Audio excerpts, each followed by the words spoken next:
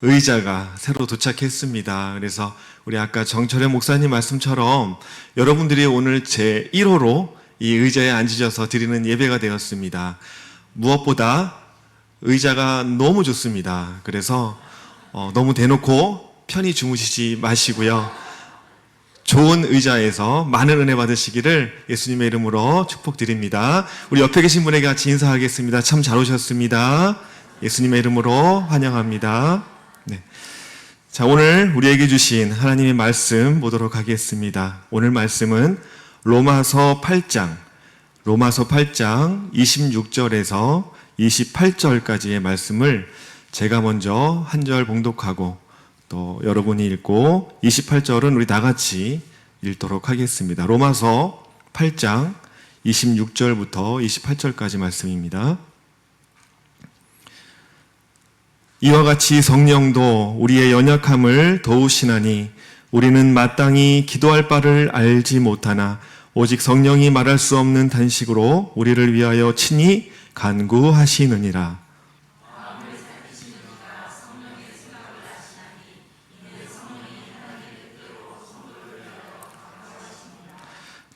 우리가 알거니와 하나님을 사랑하는 자, 곧 그의 뜻대로 부르심을 입은 자들에게는 모든 것이 협력하여 선을 이루느니라. 아멘. 우리가 기도 또 혹은 간구라고 하면 대부분의 사람들이 내가 또는 우리가 하는 것이라고 생각을 합니다.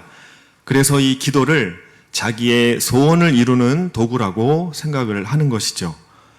이렇게 잘못된 이 기도의 정의로 말미암아 하나님을 믿는다고 하는 교인들이 신의 능력을 끌어와서 자기의 힘으로 삼고자 하는 마치 샤머니즘적인 종교로 전락시키고 마는 것입니다.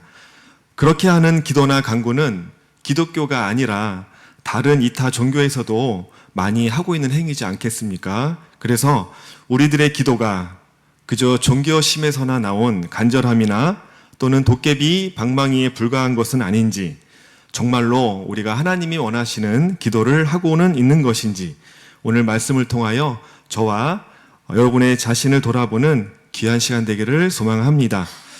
제가 어릴 때 이런 노래가 있었습니다. 악보를 잠깐 띄워주시면, 매우 오래된 노래인데요.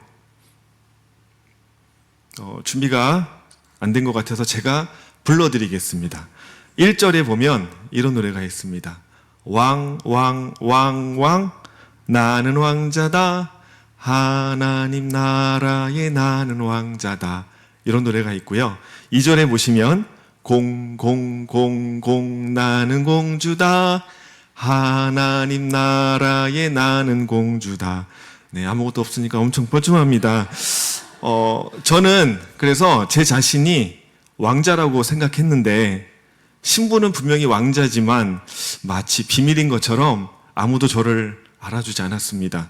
그래서 거울에 비친 내 자신을 바라보더라도 왕자라고 하면 뭔가 다른 특별함이 있어야 할 것 같은데 지금 나의 모습이 전혀 왕자하고는 어울리지 않았던 것이죠. 그리고 무엇보다 분명히 하나님이 나의 아버지라고 하셨는데, 그러면 하나님은 나의 왕이신데 이 하나님의 위대하심과 비교를 하게 되면 왕자인 나의 모습은 너무나도 초라했습니다. 그래서 왕자로서 가질 수 있는 위엄이나 능력도 없고요. 오히려 세상 죄 속에서 넘어지고 또 대적과의 싸움에서도 늘 패배하는 내 모습이 정말 찌질하기까지 했습니다. 그래서 하나님의 아들이라고 하기에는 제 자신이 너무나 부족하고 연약했습니다. 그런데 어느 날 은혜를 받음으로 깨닫게 되었습니다. 이렇게 연약하고 부족함에도 내가 늘 주님 앞에 인내함으로 또 천국을 기다리고 소망할 수 있다는 것을 말이죠. 왜냐하면 나는 찌질하지만 나를 위해 지금도 우리 하나님이 일하시고 계시고요. 또 연약한 여러분들을 그냥 내버려 두지 않으시기 때문입니다.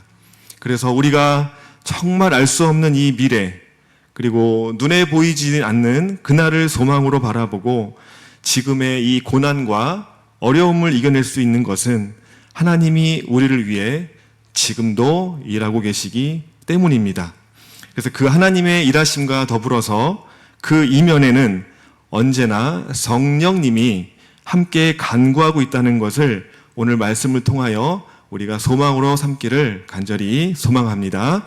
우리 본문 말씀 26절을 같이 한번 읽어보도록 하겠습니다. 다 같이 이와 같이 시작. 이와 같이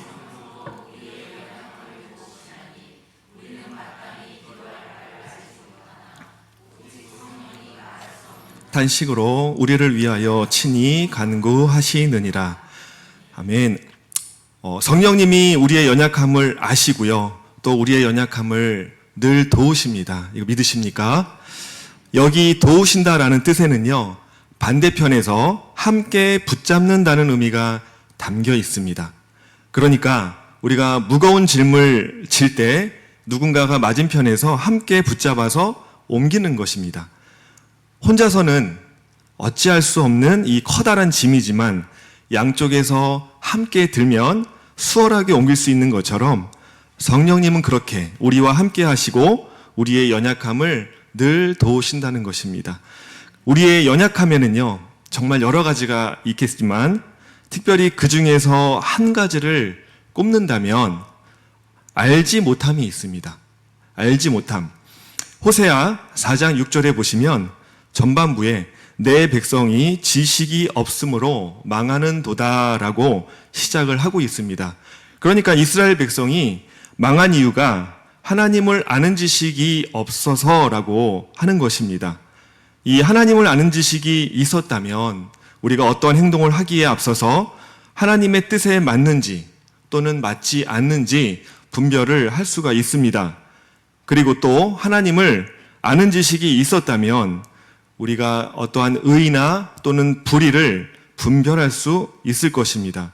그래서 호세아는 이러한 지식이 없다면 망한다고 경고하였고 북이스라엘은 그 말을 듣지 않았기 때문에 결국 망하게 된 것을 우리가 알 수가 있습니다.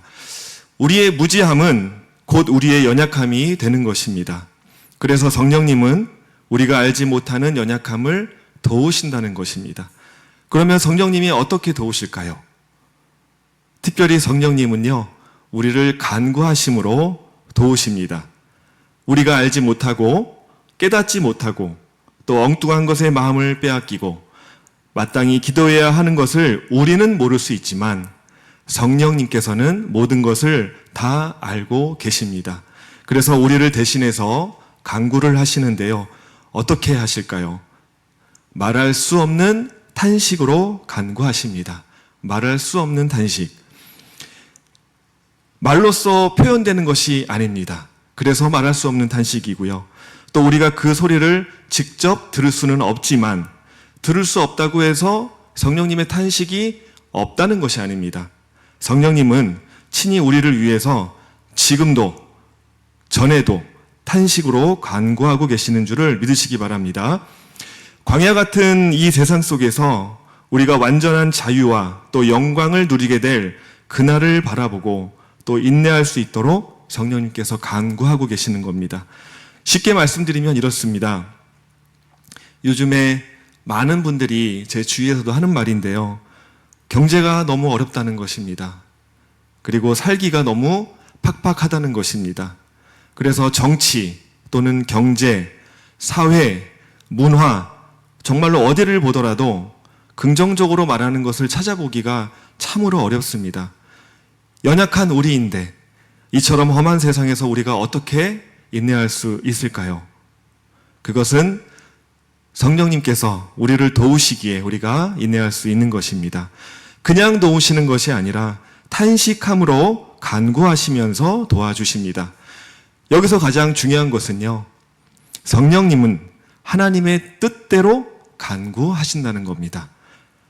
사랑하는 성도 여러분, 여러분들은 하나님의 뜻을 어떻게 이해하고 또 알고 계시나요? 어떤 젊은 남녀가 식당에서 데이트를 하고 있었습니다. 식당에서 맛있는 음식을 주문하고 기다리고 있었습니다. 자, 그때 웬 아리따운 여인이 아주 예쁜 원피스를 입고 식당으로 들어오는 것입니다. 이 남자친구가 자연스럽게 그 여인을 쳐다보게 되었습니다. 그리고 가만히 보다가 이내 깨닫게 되었습니다. 자신의 대학교 동창이었다는 것을요. 서로 반가워서 인사를 하였고 자연스럽게 동석을 하게 되었습니다. 이 남자의 애인이었던 여자는 매우 불편했지만 그래도 자신 남자친구의 동창이라고 하니 어쩔 수 없이 함께 식사를 하게 됩니다. 사실 함께 동석하는 것부터가 이 남자의 잘못이기는 합니다. 그런데 이때 문제의 반찬이 나오는데 그 이름하여 깻잎이라고 합니다. 동창이었던 여자 사람 친구라고 합니다. 요즘 우리 유행하는 말로 여사친이라고 하죠. 여자 사람 친구가 또 하필이면 그 깻잎을 굳이 먹겠다고 깻잎에 젓가락을 댔는데 이 깻잎이 떨어지지 않는 겁니다. 왜 깻잎은 왜 이렇게 안 떨어질까요? 자, 이때 이 문제의 남친이 그래도 눈치는 있었는지 자신의 애인에게 물어봅니다. 자기야, 나 이거 친구인데 깻잎 떼는 것 좀 내가 붙잡아 줘도 될까? 애인이 그 말을 듣고 떨떠름하게 대답을 합니다. 맘대로 하던가. 그걸 왜 나한테 물어봐? 아니, 그래도 내 여자친구 동창이니까. 네, 붙잡아 주세요. 자, 이 말은 붙잡아 주라는 것일까요? 하지 말라는 것일까요? 눈치가 있는 우리는 다 알지 않습니까? 그런데 이 눈치 없는 남자가 역시 우리 자기는 마음이 넓어 하면서 붙잡아 주면 어떻게 되는 것일까요? 그 이후의 상황은 여러분들의 상상에 맡기겠습니다.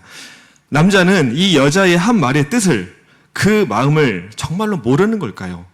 아니면 모르는 척 하는 것일까요? 사랑하는 여러분, 우리가 하나님의 뜻을 어떻게 분별할 수 있을까요?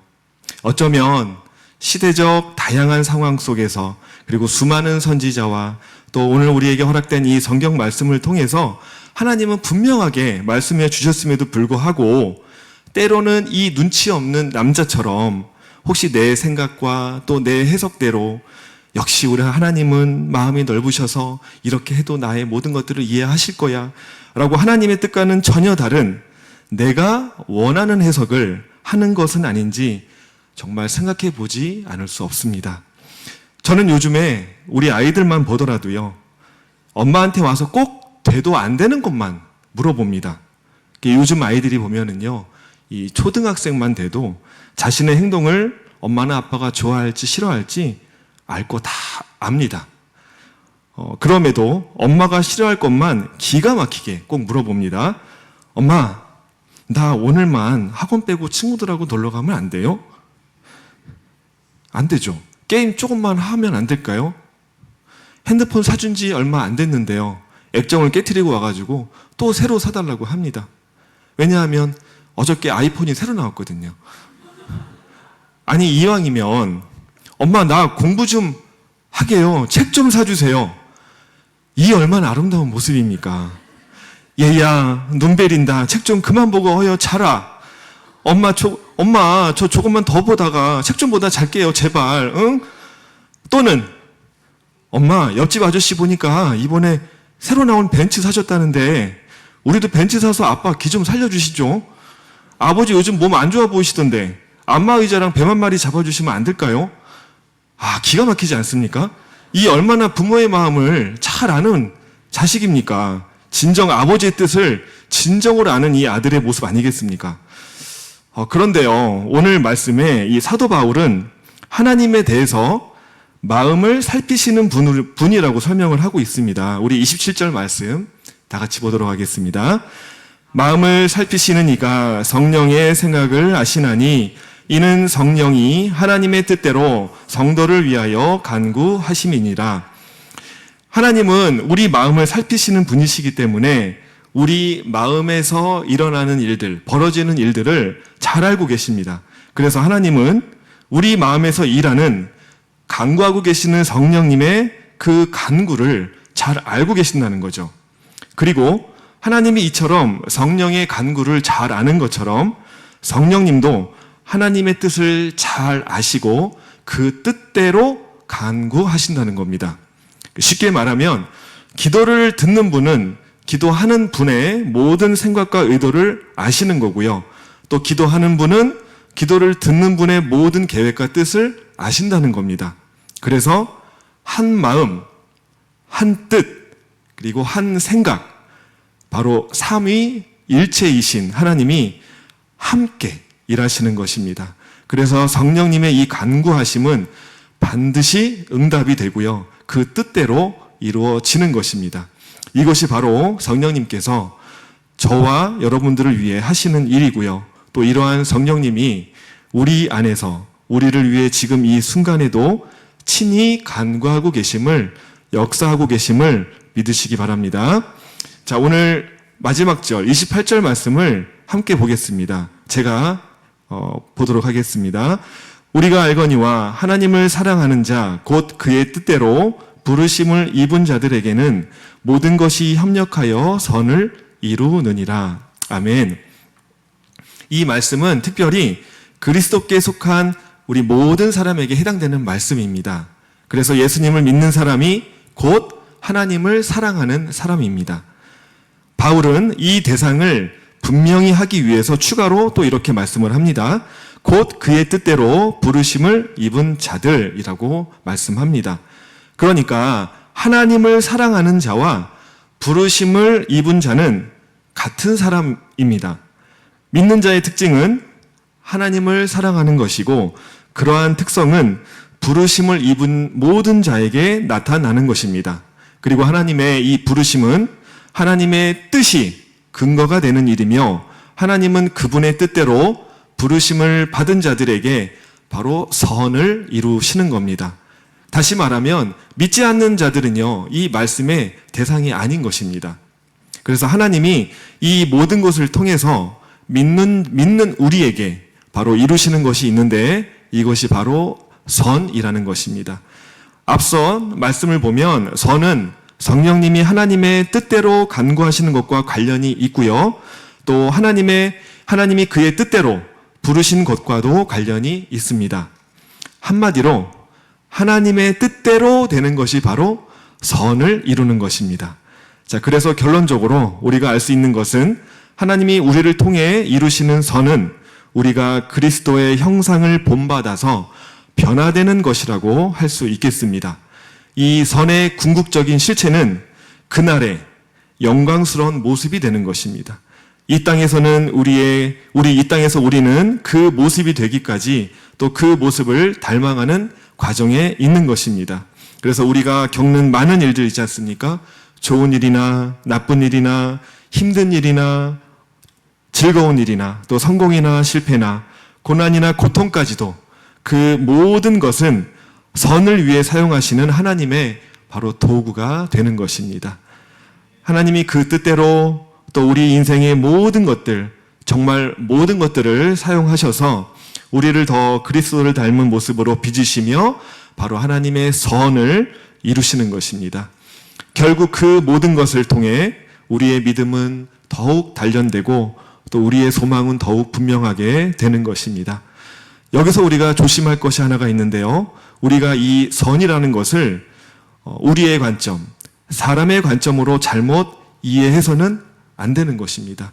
이 땅에서 잘 되는 것, 또 이 땅에서 성공하는 것, 이것을 우리는 선이라고 오해하면 안 되는 것입니다. 믿는 자는 모든 것이 잘 되고 또 결국은 성공한다는 것은 정말로 잘못된 생각입니다. 이 하나님의 선은 어디까지나 하나님의 뜻대로 되는 것이고 하나님의 관점이 되어야 되며 이 땅이 아니라 바로 이 하늘을 지향하는 것이어야만 합니다. 우리가 이 사실을 잊지 않고 기억할 때에 바울이 우리가 알거니와 라고 말한 것처럼 우리는 우리의 마음가짐이나 삶의 태도를 새롭게 할 수 있는 것입니다. 우리가 인생에서 만나는 것들, 그것이 무엇이든 간에 결국에는 하나님이 그 모든 것들을 사용하셔서 우리를 선으로 인도하신다는 것을 늘 기억하시기 바랍니다. 마지막으로 제가 질문 하나만 드리겠습니다. 여러분들은 여러분들의 스스로의 연약함이 혹시 무엇이라고 생각하십니까? 너무 강하셔서 생각할 겨를이 없으셨습니까? 저는 제 연약함이 무엇인지 너무나 잘 압니다. 그 연약함이 너무나 많지만 그 중에서 보시다시피 아시다시피 피지컬도 매우 약하고요. 또 체력도 매우 약합니다. 그래서 저는 군대 얘기를 안 할 수가 없는데요. 군대에서는 유격장을 가기 위해서 늘 행군을 합니다. 이 출애굽을 했던 이스라엘 백성도 아니고 걸어서 부대에서 유격장까지 1시간이면 가는 거리를요. 완전 군장을 하고 온갖 산이란 산은 오르면서 돌고 돌아서 몇 시간씩 걸어서 행군을 하며 갑니다. 우리 군대를 다녀오신 남자 성도님들은 아마 잘 아실 겁니다. 군대에서 훈련을 나가게 되면 마지막 날은 꼭 행군을 합니다.